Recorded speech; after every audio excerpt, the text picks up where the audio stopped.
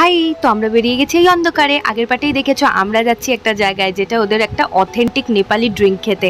Finally আমরা চলে এসেছি।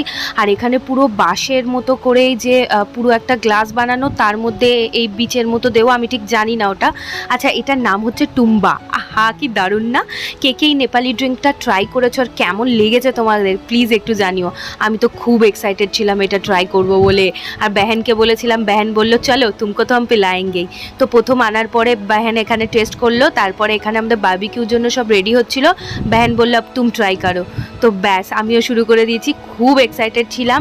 আর এটা পুরো স্ট্রটাও বানানো বাঁশ দিয়ে, আর আমি খেলাম, বেশ ভালো লাগলো। গন্ধটা একটু চড়া ছিল আর একটু তেতো তেতো ছিল বেশি, বাট খেতে কিন্তু দারুণ ছিল।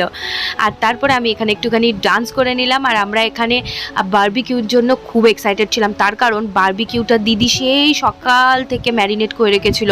আর ওদের প্রতিটা রান্না সুন্দর আর ভীষণ সুন্দর ওদের টেস্ট সব কিছু। আর এই দিদি আর ওনার হাজব্যান্ড আর 3টে ছেলে মেয়ে, ওরা নিয়ে পুরো এই হোমস্টেটা চালায়। আর এত সুন্দর হয়েছিল এই বারবিকিউটা, কি বলবো। তোমরা কে কে এই হোমস্টের অ্যাড্রেস জানতে চাও আমাকে জানিও, আমি ডেসক্রিপশনে দিয়ে দেবো। অবশ্যই এখানে এসো, খুব সুন্দর। আর এখানে সরজিৎদা গোর্খা হয়ে একটা ভোট চাইছিল সবার থেকে। অ্যাকচুয়ালি সবাই আমরা মজা করছিলাম।